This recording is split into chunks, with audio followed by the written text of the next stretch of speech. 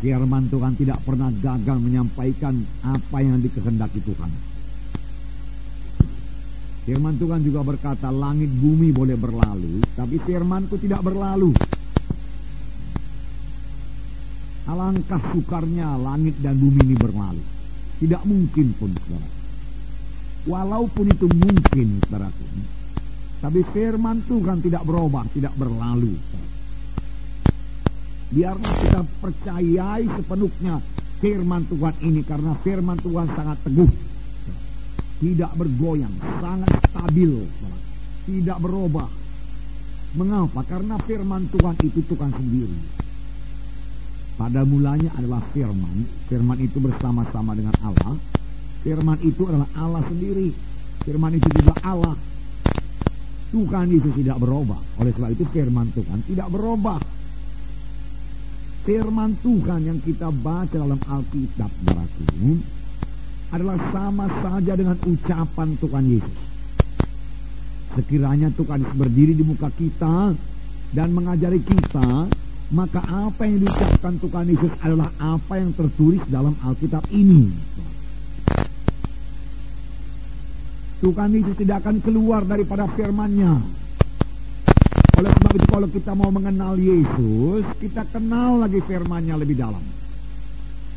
Kita mau kenal saudaraku jalan-jalan Tuhan, kehendak Tuhan, kita kenal firman-Nya.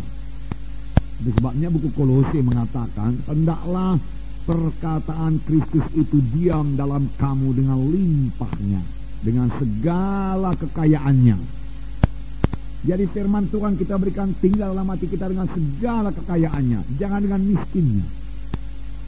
Yaitu biarlah kita sebagai spons, ya saudaraku, yang mengisap air, ya.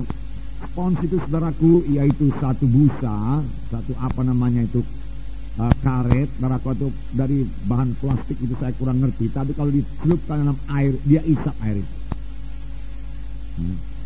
dia mengisap air. Ada juga orang memakainya sebagai menggosok badannya dicampur dengan sabun, saudaraku, dan dia gosok dengan spons itu. Dan kalau spons itu saudaraku taruh dalam air, dia isap air.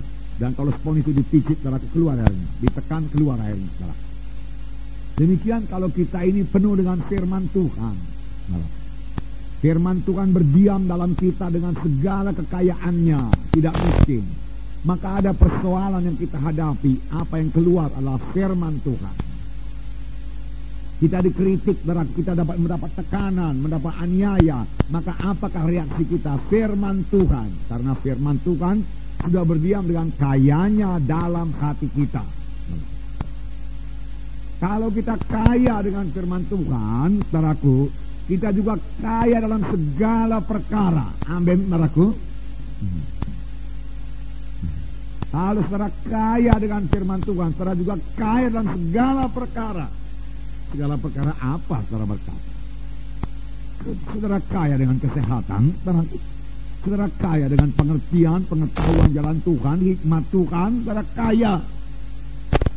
Ditambah lagi saudara kaya dengan berkat materi, kalau saudara kaya dengan firman Tuhan. Amin, saudaraku. Mahal sekali firman Tuhan ini. Oleh sebab itu, saudaraku, jangan perlakukan Alkitab ini sebagai buku biasa. Kertasnya kertas biasa, amin, saudaraku. Tulisannya, tintanya tinta biasa, amin. Tapi isinya tidak biasa. Isinya jauh di atas ilmu-ilmu dunia ini, pengetahuan dunia ini. Isinya jauh di atas ilmu falsafah dunia ini. Nggak bisa dibandingkan itu, saudaraku. Karena isinya firman Tuhan, saudaraku. Firman Tuhan yang tidak berubah dari zaman ke zaman, saudaraku. Sebenarnya Tuhan mau menunjukkan kuasanya dalam sidangnya. Karena Tuhan kita itu namanya ajaib. Saudaraku, tiap-tiap kali Tuhan bergerak mesti ajaib. Mengapa gereja kurang mujizat Tuhan? Harus ada mujizat Tuhan. Mujizat itu membawa sukacita, membawa iman.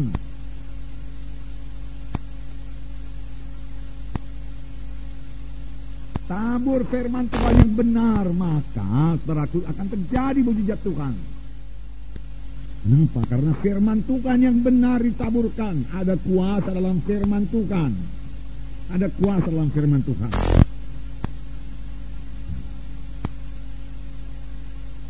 Saudaraku, waktu Tuhan Yesus menyembuhkan, yang dipakai Tuhan Yesus hanya firman Tuhan. Beberapa kali memang dia meletakkan tangan, tapi dia terus bicara. Dan apa yang diucapkan Tuhan Yesus itu firman Tuhan. Seorang yang sakit tepok diusung 4 orang, saudara sudah tahu ceritanya, mau berjumpa dengan Yesus dalam satu rumah di Kapernaum, karena Tuhan lagi mengajar di Kapernaum. Tetapi karena di muka pintu jendela penuh dengan jiwa-jiwa, dalam juga sudah penuh dengan jiwa-jiwa, mereka tidak putus asa. Mereka percaya pada Yesus. Siapa saja yang percaya pada Yesus pasti menerima kuasa Tuhan. Sampai sekarang. Lalu dia naik ke loteng, dia buka atap, dan dia buka loteng, dia ulurkan orang sakit tepok itu ke bawah. Tepat di muka Yesus. Marahkah Tuhan Yesus? Tidak. Apakah dikatakan Tuhan Yesus? Kukatakan kepadamu, anakku, bangkit, angkat tempat tidurmu, berjalan. Orang itu percaya, dia bangkit, dia angkat tempat tidurnya, dan dia berjalan. Sembuh.